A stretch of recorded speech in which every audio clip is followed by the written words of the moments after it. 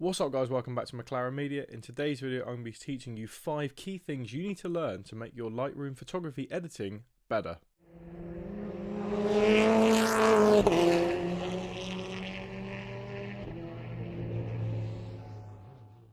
So guys, we're going to jump straight in with learning about 5 things you need to understand basically to make your photography edits better in Lightroom. And the first thing we're going to start with is cropping and understanding the rule of thirds. So if you look at this photo I've got on the screen of the 350Z, you'd actually agree that it's a pretty nice photo of the 350Z. But what if I told you we can make it better using the rule of thirds and the cropping tools? So first of all, the thing we want to do is come down to this small sort of square rectangle with the 2 arrows. That is the cropping tool, and you'll notice it brings up this nice box with these grid lines. Now, quick gloss over what the rule of thirds is. The rule of thirds is basically having any key part of the image on these intersecting lines. So the dots around those where the lines intersect is where you want subject better. This is actually quite a well framed photo because obviously the 350Z is central. We've got 2 lines running through. The 350Z is sat in the middle of that horizontal line. I would actually claim that's a pretty good photo, but I got to admit, if we were just to pull this bottom bit up just a tiny bit and put the 350Z on that bottom line, that's already a nicer photograph, just from using the rule of thirds. Understanding the rule of thirds in your photography is a really simple way of keeping everything nicely composited and compositioned into the photo. It's something you can learn. It's a really easy thing. Most cameras allow the screen to have that on. I think even an iPhone camera has the lines you can put on the grid lines. You can have rule of thirds on it. I think there's a 9 one, but you can have more if you want. But overall, you should be keeping key elements of the subject within those intersecting lines, and that will make your photos pop. It will make them really nice composition, and it will make people like them more. So on to point number 2 of understanding lighting. If we go down to the color area and also the light area in Lightroom, you'll notice that you can use the auto if you want to. But obviously, understanding how lighting works is a good way of improving your photography. So I like to shoot a little bit underexposed, because if you overexpose it, you find the whites wash out. Cars especially are very reflective. You get lots of overexposure points on it, because you can always bring the exposure back up, but it's hard to pull exposure down. But as you can see, if I pull the exposure up and sort of help the contrast, the difference between the light and dark areas, I can pull the highlights out of the sky. I can bring the shadow areas up, the white areas up, and obviously the blacks sort of up as well on the concrete or the tarmac on the floor. Already we've gone from a photo that looks like that to that. That's basic lighting.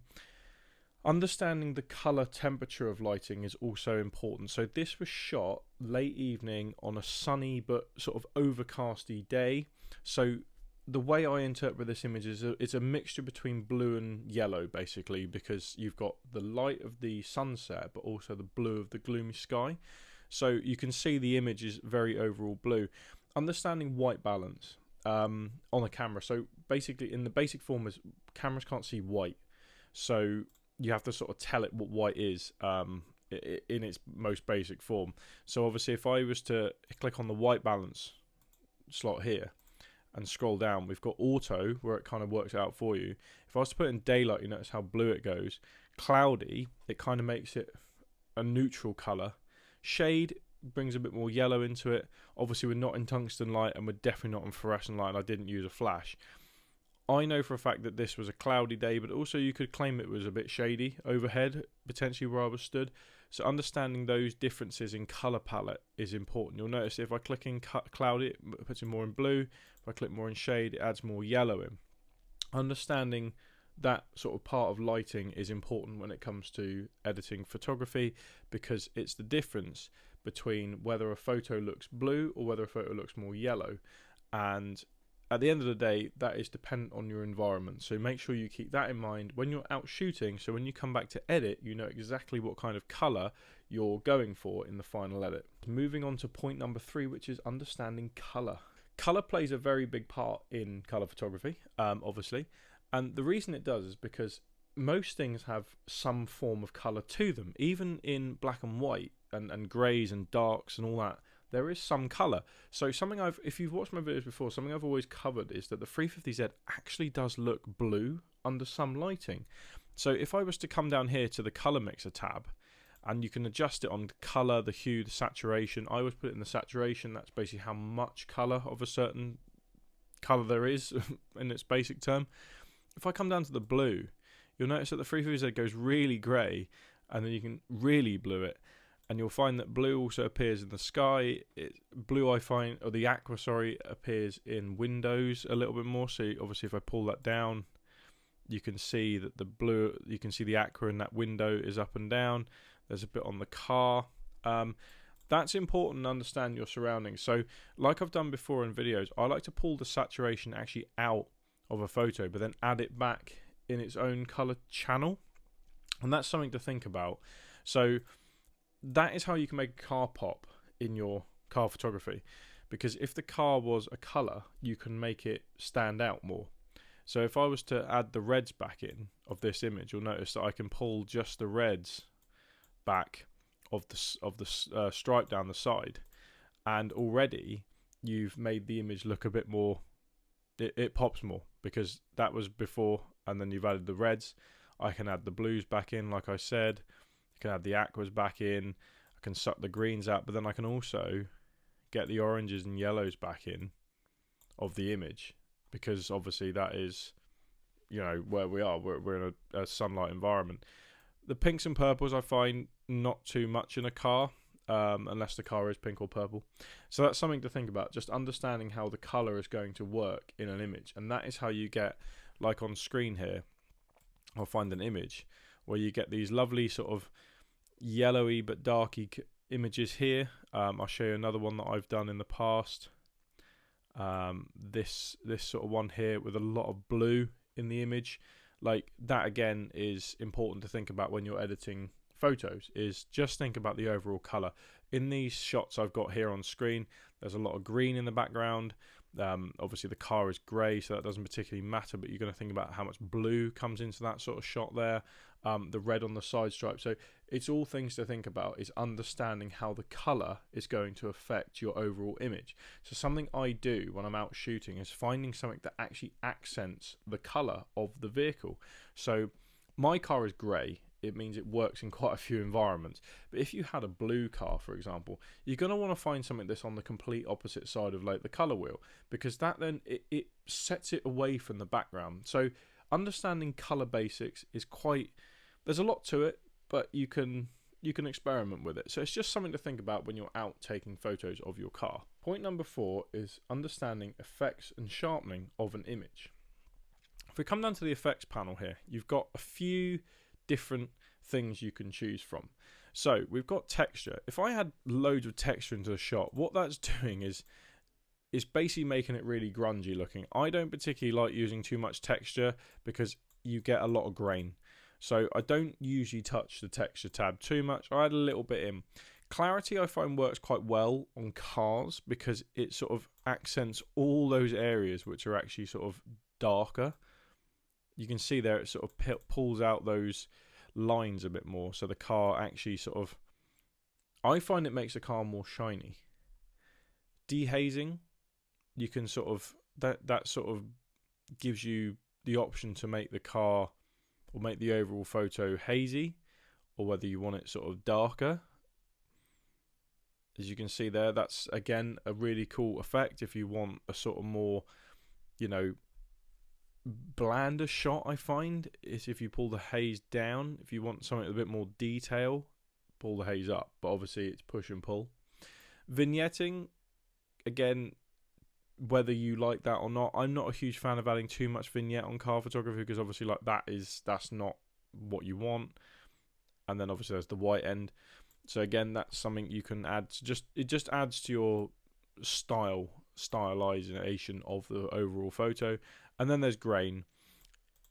Now you can use grain if you want an effect, if that's the sort of effect you're going for, but other than that I don't really touch the grain because obviously my camera is very sharp, it shouldn't need that. Sharpening, this is how much lot of detail is going to be pulled from the photo. You'll notice that the slider is red at the top, that's sort of the danger zone. If you go too far, you'll notice that like obviously too less and then too far, you'll notice you get a lot of grain, and then if I add grain in, obviously you can see there it doesn't look very nice. So just keeping that sharpening at a sort of happy medium just helps to, you know, it just, I like to think sharpening is basically fine lining everything. It just takes the edge on everything and just sort of blows it up a bit more. And then finally there's like noise reduction. Now AI tools in Lightroom do allow you to do a noise reduction with sort of where it does it for you. I don't particularly like it, and I think it takes a long time for it to work it out. So I just stick with the manual noise reduction sliders here, which if you just slide it up, if I zoom in, you'll notice the more I do, the smoother everything becomes, to the point it looks like an oil painting. Not a huge fan of that look, if I'm completely honest with you. So we'll keep it down there, sort of.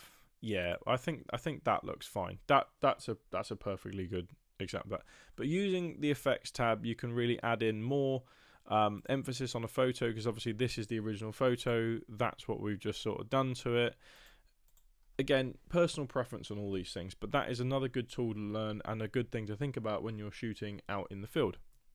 And then finally, guys, there's masking. Now I'm going to quickly gloss over that because I do have a full video on the channel if you want to go see that. Link is in the description on why masking is important. So if we come to this little bevelly icon over here on the side, you'll notice you've got all these different things you can use for masking. So if I click on subject, like I've said in previous videos, it's going to just find the subject.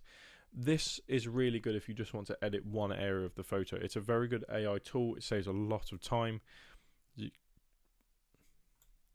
As you can see there, like, you know, I can pull just the car up. I can sort of blacken it out. Like, you know, it just edits the car for me. It's found just the car. But in this video, I'm going to just use the linear gradient and just bring a gradient up from the bottom and darken out that tarmac. And I'm going to use another one to come sort of from the side and bring up a bit of the exposure in the sky, but a bit of contrast. But I'm going to pull some of the highlights out of it and pull some of the shadow out, and then I'm going to add a bit more blue into the sky, like so. And that is masking. So masking is another thing you can learn. Again, like I said, I've got a full video on the channel showing you how to do that. Really quick and simple and easy. And it's something to think about when you're out shooting the photo. I like to give a little bit of headroom, a little bit of ground room. It sort of allows you to play around with this sort of stuff later on in your edit. But guys, after all the things I've just explained in this video, we've gone from that photo to that photo in the edit. And again, there's so much more you could do with this, but that is a really quick 5 things you could probably do with understanding of how to get to the end edit. So guys, I hope you've enjoyed this video. It's been a really quick guide on how sort of like certain things you can learn and understand about why certain photos edit in the way they do, and things to think about in your when you're actually out shooting, which you can then implement later in your edits. All of it is like push and pull, I say. You know, some things are more, some things are less. It depends on your environment. It depends what camera you're shooting on. There's so much more you can learn about photography when it comes to actually shooting the image. I think that 90% of the actual edit is done out in the field. I found the best images are the ones you don't have to do a lot of editing with, and that is, again, understanding the craft of using the camera and then just playing around with the edit. They say that you'd have to take 10,000 photos before you become a decent photographer. I'd agree. It's taken me years to get to this, and there's still things that I slip up on now. I mean, a lot of you are probably going to disagree with what I'm doing in this video. It's all personal preference, but as long as you understand the basic fundamentals of what's going on around you in your surroundings when you're shooting the image, and then what you can do in Lightroom to actually pull it back, then it's a no-brainer, really. But guys, I hope you've enjoyed the video. Don't forget to leave me a like. Don't forget to leave me a comment. I'd love to hear what your thoughts on this sort of video, because I'm doing a lot more photography videos these days. Please subscribe to the channel. We're almost at 3,000 subscribers. I really want to hit that mark. And keep enjoying your crusty, rusty modified cars you take loads of photos of and post them all over the internet for us to see. I will see you in my next video.